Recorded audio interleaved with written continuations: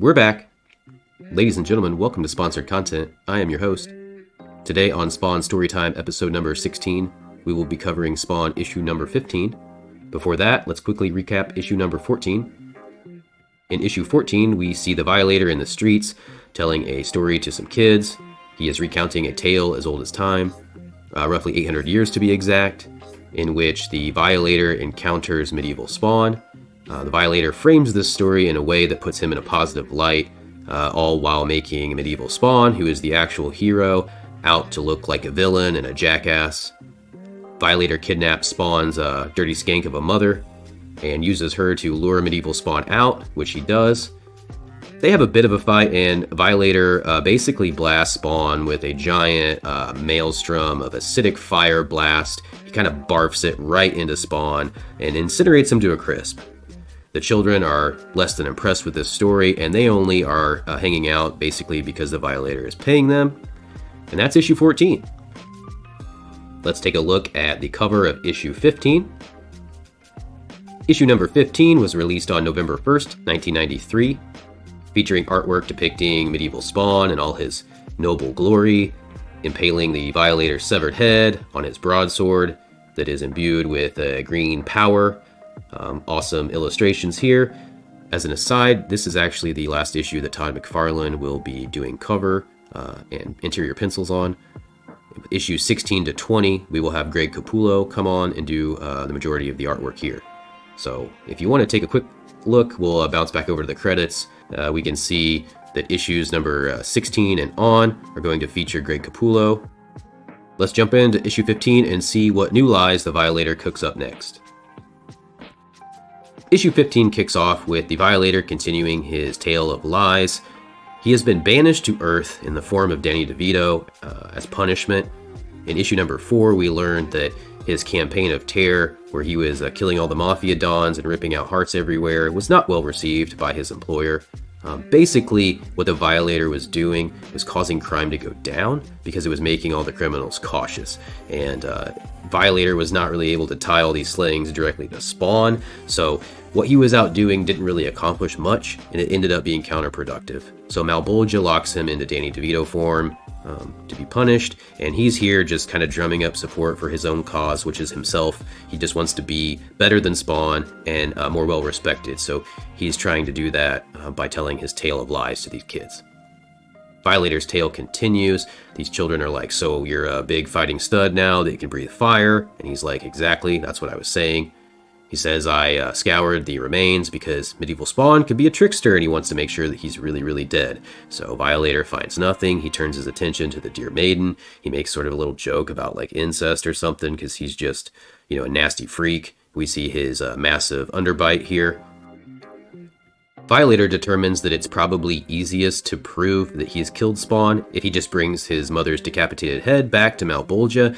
So he's like, you know what, I will just rip your head off, and that will prove that, medieval Spawn isn't around. So he starts sort of torturing her, making, small cuts on her. He wants her to suffer, and while he's sort of enjoying this, tasting victory, tasting her blood, we see that one of his fingers gets lopped right off.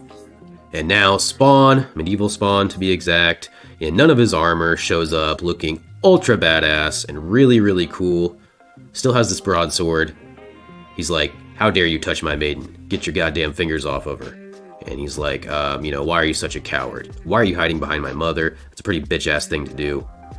Violator and Spawn start the second round of their battle here, and medieval Spawn's mother is noticing without his armor on, that there's obviously something wrong with her boy. He looks like he's pretty fried, to a crisp. His whole body is now a baked potato. Violator and Spawn continue to battle it out a bit. Spawn's like, leave my mom alone. She's an artistic soul. She's in her painting sort of stage right now. She makes all these beautiful drawings. She's probably going to draw a picture of me, conquering your evil ass. And then Violator's like, our battle continues, and I was superior, and, he was able to overcome the witch. We know that all of this is a lie, of course. Violator and Spawn continue to battle, all in front of Spawn's mother here, who's still trying to figure out why her son looks like he does. At this point, I'll leave you to explore some of the text as the Violator continues to describe in the opposite manner in which he's defeating medieval Spawn, and which we know he is not. So now we see medieval Spawn, pounce on top of the Violator. Spawn saying, like, you're gonna pay for what you did to these villagers. How could you eat the children's hearts? Like, that's pretty disgusting. And the Violator's like, IDGAF. I would prefer human hearts of the adult variety because they're, meatier, they have more flavor, they're more well seasoned. But I take what I can get. Medieval Spawn says, damn your soul. Violator, of course, lives to serve the Master and the Darkness. He's there to kind of provoke Spawn and to test Spawn. They want Spawn, to lead their army. So that's what this is all about. He's sort of testing Medieval Spawn to see if he could lead Hell's army. The moment of truth is now or never. And yet again, Violator barfs just the biggest fire blast we've seen since the last issue. He french fries him again. Now Spawn is completely toast. His mother's looking on. She's like, oh my gosh. But we see Spawn's cape and his chains sort of come alive. You've probably gathered previously, they kind of operate on their own agenda. So they start to kind of swallow up the Violator. And he's like, what kind of trickery is this? I don't understand what's going on.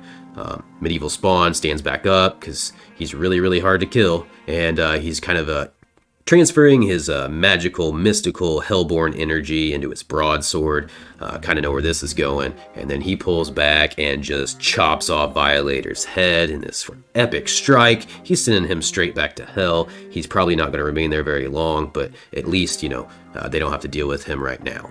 The battle is finally over. We see Violator's head bouncing away like a soccer ball. The maiden is saying, please don't hurt me. Spawn is like, you have nothing to fear. I only did what I had to do to protect you. I'm really sorry I look like a baked potato. It's not my fault.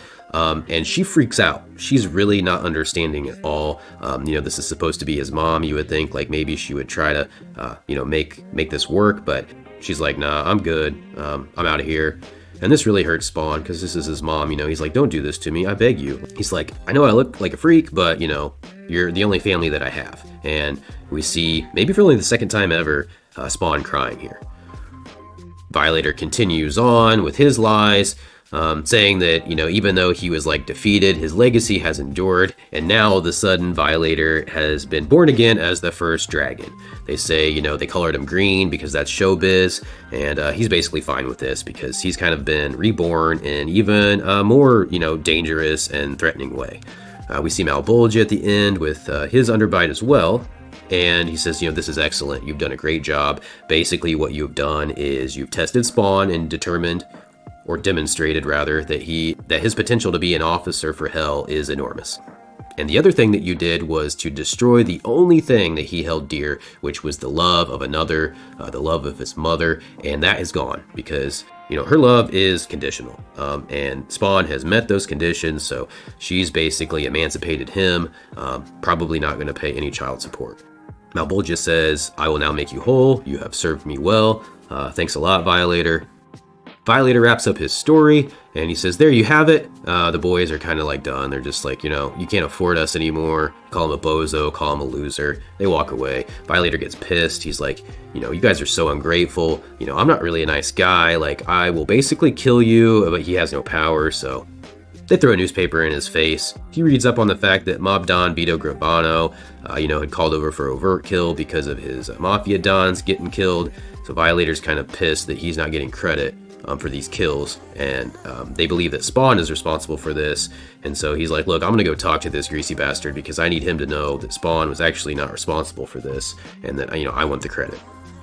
On our following page, we see a footnote that mentions that regarding details of Violator's visit to Don Vito Gravano, the details regarding that meeting will actually come out in a Violator miniseries. So that will happen soon. And in season 2 of Spawn Storytime, we will actually be covering all of the early miniseries. So we'll cover Violator, we'll do Angela, and we'll do the Spawn Blood Feud miniseries as well. If you remember last issue, Spawn just got away from Sam and Twitch. He was kind of like walking through the alley while they were down there questioning the bums. So he got away, and he is apparently Found a nice place to sleep behind this restaurant. It looks like maybe one of the restaurant bouncers comes out the back and he's like, I'm tired of you bums back here stealing our food scraps, sleeping around, shitting on the floor, being in the way. And he's like, get out of here. Spawn is like, okay, I will leave, take it easy. You don't have to get all pissy about it. Like, I was just sleeping. And then this gentleman, for some reason, like, he's just looking for a fight. So he's like, oh, you're a smartass, huh? I'm not going to take shit from some drunk loser. And then he punches Spawn in the face. Well, we know where this is going to go. So he continues, just wailing on Spawn for really no reason. He's kind of like one of these tryhards or maybe a lunk, but he keeps coming at Spawn, and Spawn's like, yo, I said I would leave, and this guy just keeps on keeping on. So obviously Spawn's not going to use any of his powers here, but at the bottom of this page we can see that he's finally had enough. So he's like, hold still, Tubby. Like, even though this dude is like super buff and like really ripped, he basically calls him a fat ass. Spawn rips off these planks from the wood fence behind him and then stabs him right next to this dude's pathetic face. And he's like, do you understand? I could have shoved these things through your fucking head and you'd be sitting here bleeding out. I'd kick you in the balls and walk away. But he scares the dude, and he's like, basically this is my hood. So this dude splits, and then we see Spawn be completely tired of people coming into his alleyway. So he's staking claim to this turf. This is Spawn territory. I'm sending a signal loud and clear. This is for me, this is for my boys, and everybody else can get bit. We find Terry up in the middle of the night, taking a phone call of a threatening manner, threatening his family, his wife, his daughter. This is a continuation of sort of the harassment / surveillance that Jason Wynn has on Terry because they think maybe him and Wanda are on a plan for revenge. So it says, Terry sits there for 20 minutes before he even knows what to do. He's just really freaking out because he doesn't know why his own department is after him, and he really doesn't know what they're capable of. He knows it's going to be bad, but he is just completely restless, and he is just worried sick. So needless to say, Terry is just beside himself. He wants to protect his family. He's just not really sure what to do. So that's issue number 15, in which we continued Violator's epic tale of his battle against medieval Spawn that was all a lie, and now we see Spawn just really taken to that alleyway. He's got a lot of problems in life, and he is just trying to get some rest, catch some Z's, and then he's got this asshole in his face. So he's made it his new mission now, in addition to all of his other responsibilities, to basically hold down the fort here. And if you come to Rat City, you better come hard, because you're coming for Spawn.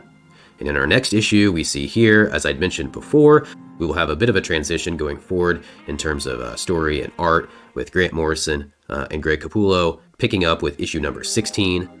This has been sponsored content with another episode of Spawn Storytime. Thanks for stopping by. Hope to see you again. Boom, Jackalaka.